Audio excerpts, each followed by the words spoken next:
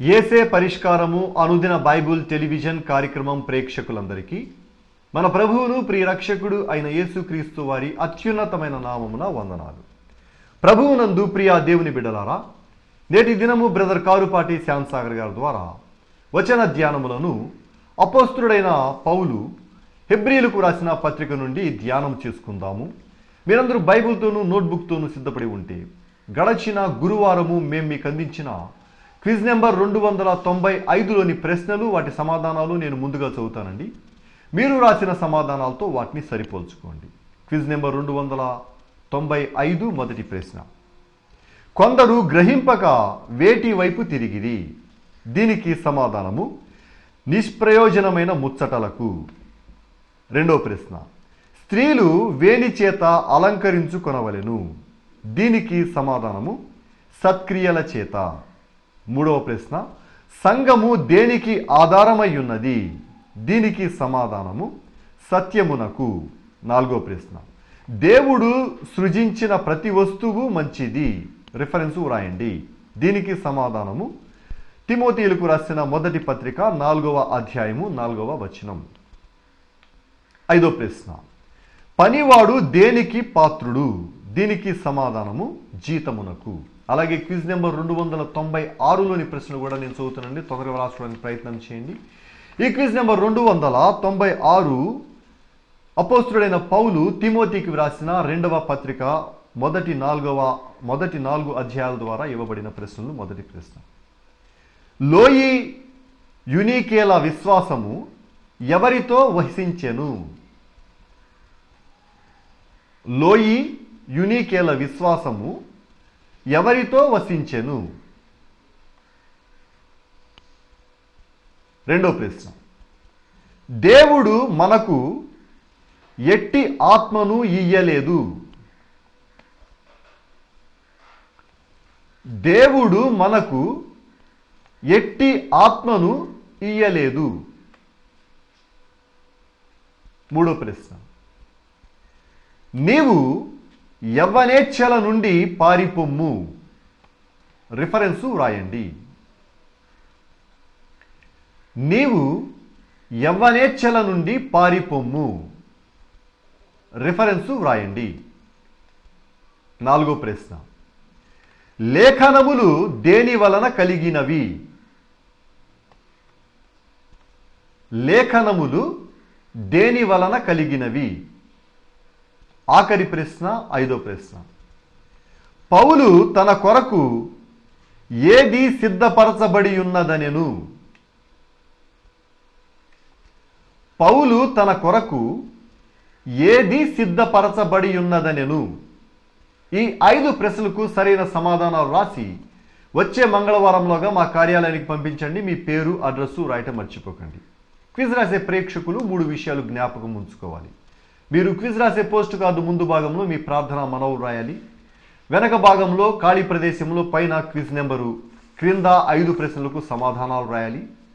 అలాగే అడ్రస్ విభాగంలో బ్రదర్ కారుపాటి శాంతిసాగర్ గారు, యేసే పరిష్కారము, వేదరాజు సినిమా హాల్ వద్ద, పత్తేబాద, ఏలూరు అని వ్రాయటం మర్చిపోకండి. క్విజ్ నెంబర్ 295కు మాకు సమాధానాలు రాసిన వారు ఏలూరు పత్తేబాద నుండి వై సరోజిని పమ్మి హన్నమ్మ, కొత్తగూడెం నుండి కె వెరోనిక, తడికలపూడి నుండి ఎం సుందర్రావు, బి రత్నమాణిక్యం, శాంతినగర్ నుండి M Jayaraju, M Oliva Elizabeth, Praveen Kumar Thangaraju, Dharmajigudem నుండి వరిగంజి క్రాంతి, శాస్త్రినగర్ కాలనీ నుండి కె మోహన్ రావు, గన్ బజార్ నుండి M Ajarayya, Blessy Sudhakar, E H Ratnaveni, A R lines నుండి వి శిఖామణి, భారతి, జయశేఖర్, కె సౌజన్య, వందన, దివ్యతేజ, నవాబుపేట నుండి డీజే దీక్షాబాయి, తంగెళ్లబూడి నుండి బొల్లా నాగేశ్వరరావు, ఆర్ఆర్పేట నుండి ఆర్ నవనీతం, డి సుకుమారి. మీ అందరికీ యేసే పరిష్కారం కార్యాలయం తరపున ధన్యవాదాలు తెలియచేసుకుంటూ ఉన్నామండి. మీరందరూ సిద్ధపడి ఉంటే బ్రదర్ కారుపాటి శ్యాంసాగర్ గారు ప్రార్థన చేసి ఈ దినపు వాక్య పరిచర్య చేస్తారు. ప్రభువునందు ప్రియమైన దేవుని బిడ్డలారా, ఈ రాత్రికాలపు వాక్య భాగం కొరకు సహకారాన్ని అందిస్తున్నటువంటి కుటుంబము కామవరపుకోట వాస్తవ్యులు వెలుగు రామకృష్ణ గారు, లక్ష్మి గారు, కుటుంబ సభ్యులు పద్మ, ఎస్తేరు, ముత్యాలరావు, శ్రీను, జాన్, సంధ్యా గారులు సహకారం ఇస్తున్నారు. వెలుగు రామకృష్ణ, లక్ష్మీ గారులకు మరియు కుటుంబ సభ్యులకు ప్రత్యేకమైన కృతజ్ఞతలు. కామవరపుకోట కృపా ప్రార్థనా మందిరం దైవ సేవకులు రామారావు గారు, సుహాసిని గారు యేసే పరిష్కారానికి ఎంతో సహకారులుగా ఉన్న కుటుంబం. దేవుడు వీరిని దీవించి ఆశీర్వదించినట్లు ప్రార్థించండి.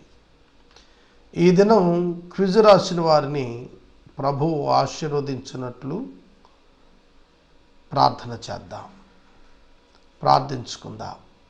మమ్మలను మిక్కిలిగా ప్రేమిస్తోన్న మా ప్రియ పరలోకపు తండ్రి, మీ పరిశుద్ధ ఘననామమునకు స్తోత్రం.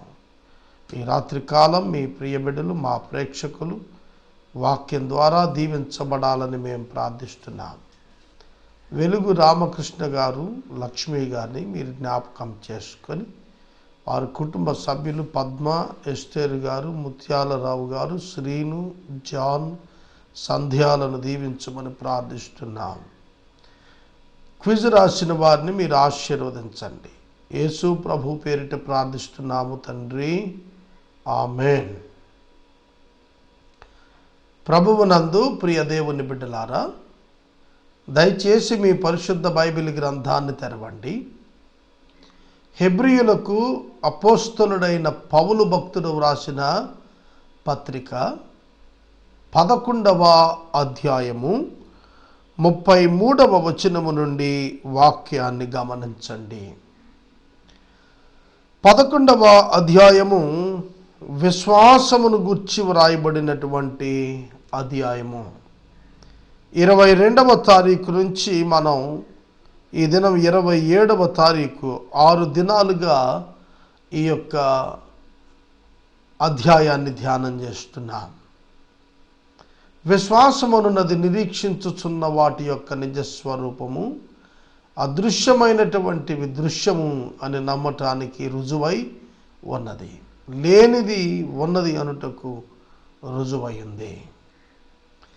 ఈ యొక్క నేపథ్యంలో విశ్వాసం యొక్క అర్థాన్ని వివిధ దైవ సేవకుల యొక్క జీవితాల్లో నుండి మనం పరిశీలిస్తూ వస్తున్నాం. 33వ వచనం చూడండి.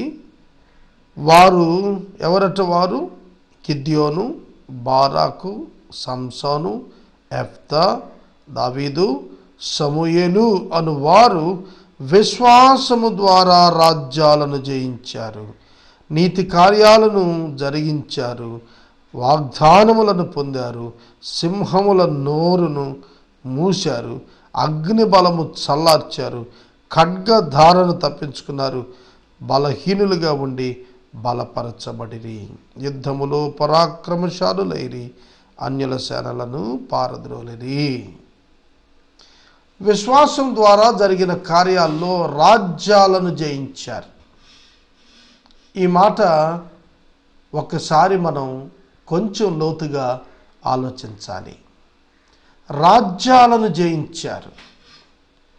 దావీదు అమాలేకీయులను, ఫిలిస్తీయులను సునాయాసంగా జయించాడు. అంతేకాదు, అతని ఎదుట ఏ రాజ్యము నిలబడటానికి వీలు లేకుండానట్లుగా దావీదు భక్తుడు జయాలు పొందుతూ వచ్చాడు. ఆ విజయాలకు కారణం ఎవరు? దావీదును నడిపిస్తున్న దేవాది దేవుడు. దావీదు యొక్క విశ్వాసం సైన్యములకు అధిపతి యెహోవా పైన. దావీదు తన సేనల యొక్క బలం చేత జయించలేదు, కానీ సైన్యములకు అధిపతి యెహోవా యొక్క కృపచేత యుద్ధాలను జయించాడు, దేశాలను జయించాడు, నీతి కార్యాలు జరిగించాడు, వాగ్దానాలు పొందారు. దైవ సేవకులు సింహముల నోళ్లను మూశారు. దానియేలు గ్రంథంలో ఒక నెల దినముల పాటు ప్రార్థన చేయకూడదు ఏ దేవునికి, ఒక రాజుకు మాత్రమే మనవి చేసుకోవాలనే శాసనం పుట్టింది. ఏదో ఒక విధంగా దానియేలు భక్తుడిని రాజు ఎదుట శిక్షకు అర్హుణ్ణి చేయాలనే ప్రయత్నం దానియేలంటే గిట్టనటువంటి వారు ఏర్పాటు చేశారు. కానీ దానియేలు ఆ యొక్క శాసనము రాజు చేత చేయబడినప్పుడు అతడు ఏ విధమైనటువంటి భయానికి కూడా లోబడలేదు. ఈ విషయాలు దానియేలు గ్రంథం 6వ అధ్యాయంలో కనిపిస్తుంది.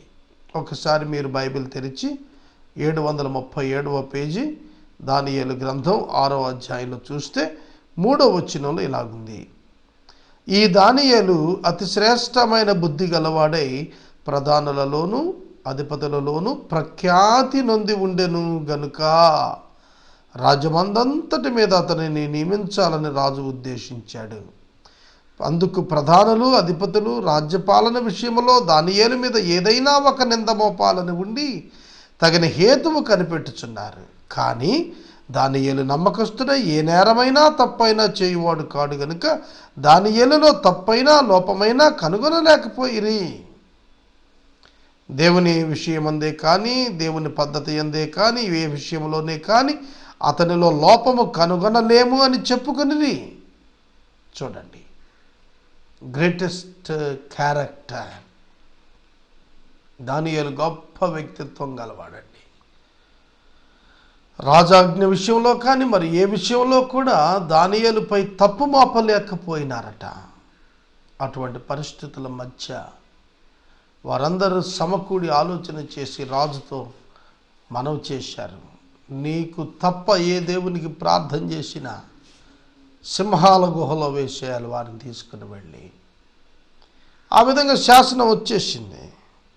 9వ వచనం 10వ వచనంలో అంటాడు, ఇట్టి శాసనము సంతకము చేయబడినని దానియేలు తెలుసుకునినను అతడు తన ఇంటికి వెళ్ళి యథాప్రకారం అనుదినము మారు మోకాళ్ళుని తన ఇంటిపైకి కిటికీలు యెరూషలేము తట్టునకు తెరవబడి ఉండగా తన దేవునికి ప్రార్థన చేయుచు స్తుతిస్తూ వచ్చెను. దానియేలు తన దేవునికి ప్రార్థన చేయుటయు ఆయనను బ్రతిమాలుకొంటూ చూచి ఆ ప్రజలు రాజునద్దకు వచ్చి, అయ్యా, మీరు చేసిన శాసనాన్ని దానియేలు లక్ష్య పెట్టడం లేదు కనుక అతనిని సింహాల గుహలో వేయమన్నారు.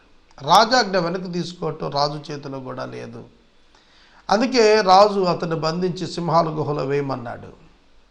ఆ రాత్రంతా ఆ రాజు నిద్రపోలేదు. ఉదయాన్నే దగ్ధత స్వరంతో వచ్చి అంటున్నాడు, జీవమగల దేవుని సేవకుడువైన దానియేలు, నీ దేవుడు నిన్ను రక్షింపగలిగిన. ఈ విషయాన్ని చూస్తున్నప్పుడు 6వ అధ్యాయం దానియేలు గ్రంథంలో 20వ వచనంలో అంటున్నాడు, అతడు గుహ దగ్గరకు రాగానే దుఃఖ స్వరముతో రాజు దానియేలును పిలిచి, జీవము గల దేవుని సేవకుడువైన దానియేలు, నిత్యము నీవు సేవిస్తోన్న నీ దేవుడు నిన్ను రక్షించగలిగిన అని తన్ని అడిగెను. దేవా, నా రాజా, నా దేవుని యొక్క దృష్టికి నేను నిర్దోషినిగా కనబడితిని గనుక దేవుడు తన దూతను పంపి నన్ను రక్షించాడు. సింహాల నోర్లు మూశాడు. సోదరుడా, సోదరి, విశ్వాసము చేత సింహాల నోర్లు మూశారు. దేవుడు చూచుకుంటాడు. సింహాల గుహలో వేస్తారని తెలిసినప్పుడు దేవుడు చూచుకుంటాడని దేవుని ప్రార్థించటానికి ముమ్మారు అతడు స్తుతించటానికి ఉద్యుక్తత చూపించాడంటే అతని విశ్వాసం కారణం. దానియేలు భక్తుడు సింహాల నోళ్లను మూశాడు. అతని విశ్వాసం. దేవుడు తన దూతను పంపారు. ఆ దూత సింహాల నోళ్ళు మూసింది.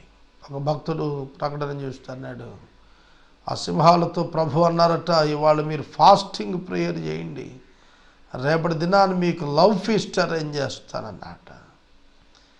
ఆ సింహాల రాత్రి దానియేలు భుజించకుండా అలానే నోర్లు మూసి కూర్చున్నాయి.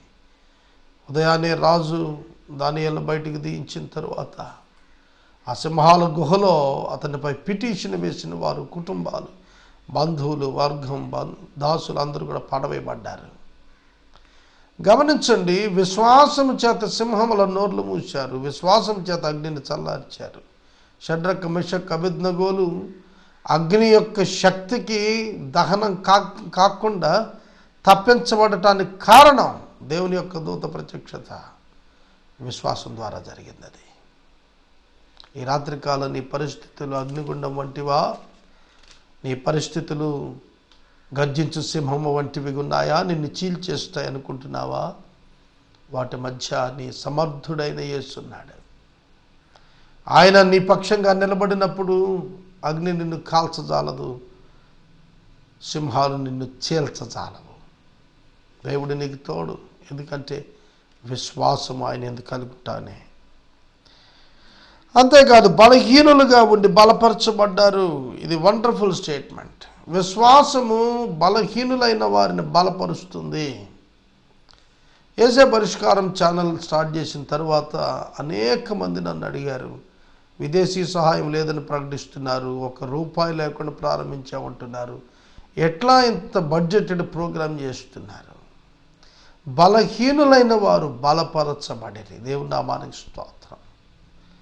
నేనెప్పుడు బలహీనుడను అప్పుడు బలవంతుడు అన్న పౌలు మాటలు జ్ఞాపకం చేసుకుందాం. అవును, నా బలహీనతల యందు ఆయన శక్తి పరిపూర్ణమవుతోంది అన్నాడు పౌలు. అది వాస్తవం, అది మా అనుభవం. ఇది ఎట్లా జరుగుతోంది? అది దేవుని కార్యం. అగ్ని ఎట్లా చల్లారిపోయింది? అగ్ని యొక్క శక్తి పోలేదండి, అక్కడ అగ్ని యొక్క బలము పోలేదు, కానీ అగ్ని చల్లార్చబడినట్లుగా వారి వరకు మాత్రమే అగ్ని వారిని ఏం చేయలేకపోయినట్లుగా చూస్తాం. ఆ విధంగానే సింహాలు శక్తి గలవి, అవి అట్లనే ఉన్నాయి. దానియేలు తర్వాత అతని శత్రువులు వేస్తే నేలకు చేరకుండా పొడి పొడిగా ఎముకలను కొరికేశాయి. కనుక ప్రకృతి యొక్క శక్తి ప్రకృతిదే. విశ్వాసం మీద పని చేయకుండా ఆపగలిగిన దేవుడు అన్నాడు. నీ మీదకి ఏ సమస్యలు వస్తున్నాయి, నీ మీదకి ఎటువంటి బలమైన శత్రువులు వస్తున్నారో వాటన్నిటి నుంచి తప్పించడానికి దేవుడు సమర్థుడు. విశ్వసించు ఆయన యందు. తండ్రి అయిన దేవుని యందు విశ్వాసం ఉంచుతున్నారు, నా యందును విశ్వాసం ఉంచండి. మీ హృదయాన్ని కలవరపడనీకండి, మీ హృదయాన్ని కలవరపడనీకండి అని ప్రభువు సాక్ష్యం చెబుతున్నాడు. యోహాను 14 చదువుకుందాం. 35 స్త్రీలు మృతులైన తమ వారిని పునరుద్ధానము వలన మరల పొందిరి, కొందరైతే మరి శ్రేష్టమైన పునరుత్థానం పొందగోరి విడుదల పొందనొల్లక యాతన పెట్టబడి. నేను ఎల్లప్పుడూ ఈ అధ్యాయంలో ఈ వచనంతో ఛాలెంజ్ చేయబడుతుంటాను. శ్రేష్టమైన పునరుద్ధానం పొందగోరిన వారై విడుదల పొందటానికి ఇష్టపడక యాతన పెట్టబడ్డారు. ఈ పదం మీకు ఎట్లా ఉందో? నాకైతే చాలా శరీరం గగుర్పొడిచేదిగా ఉంది. ఎందుకంటే విడుదల పెట్టబడటానికి అవకాశం ఉండి ఇష్టపడలేదట విడుదల పొందటానికి.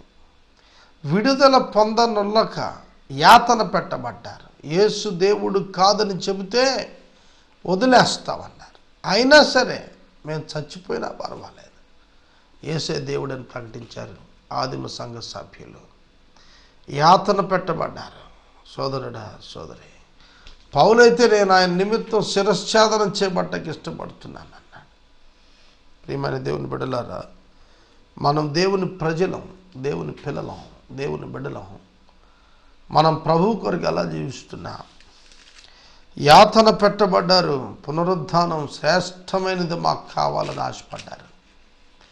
ఈ దినాల్లో దేవుని యొక్క పిల్లలు పునరుద్ధానం కొరకు ఎదురు చూస్తున్నారా, లేక శ్రమల నుంచి దూరంగా పారిపోవాలని చూస్తున్నారా? ఆనాటి వారైతే విశ్వాసంతో యాతన పెట్టబడ్డారు, ఏమీ భయపడలేదు, శ్రమలు అనుభవించారు. మరికొందరు తిరస్కారం, కొరడా దెబ్బలు, బంధకాలు, ఖైదీ అనుభవించారు. మరికొందరు రాళ్లతో కొట్టబడ్డారు, రంపాలతో కోయబడ్డారు, శోధించబడ్డారు, ఖడ్గంతో చంపించబడ్డారు. గొర్రెపిల్లల చర్మాలు, మేక చర్మాలు వేసుకొని దరిద్రులై ఉండి శ్రమపడి హింస పొందుచు అడవుల్లో, కొండల మీద, గుహల్లో, సొరంగంలో తిరుగులాడుతూ సంచరించారు. ఈ పదాలు చదువుతున్నప్పుడు వీటిలో క్రైస్తవులు దేన్నైనా ఒక ఆప్షన్గా ఎంచుకోగలుగుతారా? ఈ మాట చదువుతున్నప్పుడు టీవీలో వాక్యం చెబుతున్న నేను ఇటువంటి దారిద్ర్యాన్ని, శ్రమను, హింసను, తిరుగులాడేటువంటి పరిస్థితిని ఆహ్వానించగలుగుతానా సువార్త సేవ కొరకు, ప్రభువు కొరకు? నన్ను నేను ప్రశ్నించుకుంటున్నాను, మిమ్మల్ని మీరు ప్రశ్నించుకోమని మనవి చేస్తున్నాను. విశ్వాసం ఎంతటి శక్తినిస్తుందంటే దరిద్రుడైపోవటానికి కూడా సంకోచించని స్థితి. అది మీకుందా? మీ ఆస్తులు మీరు సంతోషంగా ఇష్టపడి పోగొట్టుకోవటానికి ముందుకు రాగలుగుతారా? విశ్వాసములో బలం పొందిన వ్యక్తులు ఇట్లాంటి కార్యాలు చేస్తారు.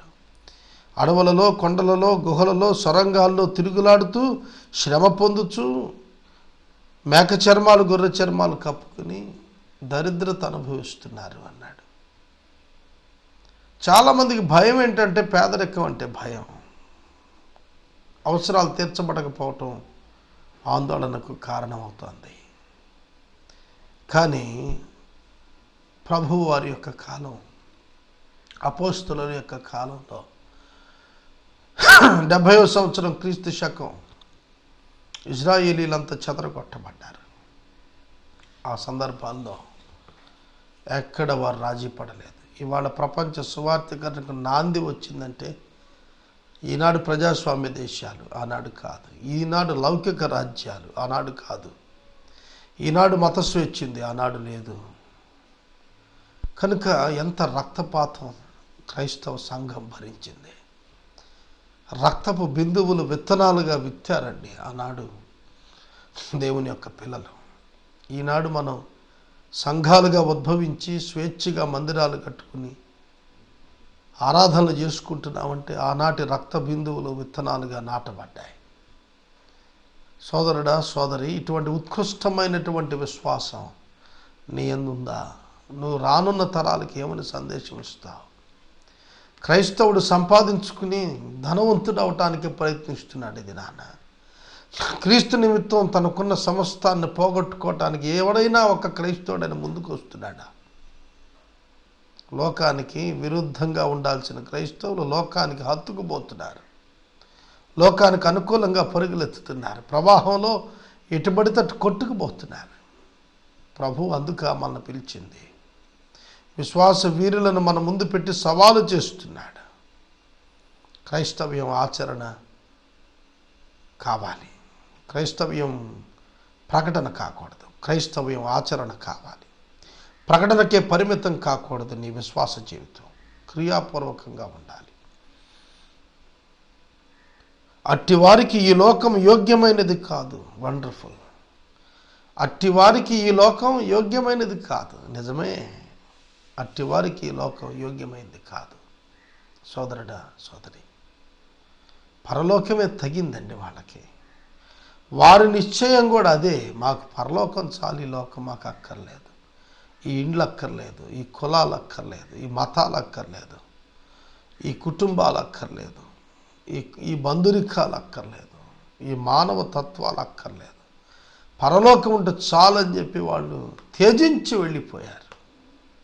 అలాంటి వారికి పరలోకం తగిందండి, భూలోకం కాదు. తమ విశ్వాసం ద్వారా సాక్ష్యం పొందిన వారైనను మనము లేకుండా సంపూర్ణులు కాకుండా నిమిత్తం దేవుడు మన కొరకు మరి విశేషమైన శ్రేష్టమైన దానిని ముందుగా సిద్ధపరిచిన గనుక వీరు వాగ్దాన ఫలం అనుభవింపలేదు. వీరెంతో గొప్ప విశ్వాస వీరులైనా కూడాను పాత నిబంధన భక్తులు క్రొత్త నిబంధనలోని సంఘం లేకుండా పరిపూర్ణులు కాలేరు. అందుకనే వారు ఇంకా వాగ్దాన ఫలం పొందలేకుండానే ఉన్నారన్నాడు. సంఖ్య సంపూర్ణం కావాలి.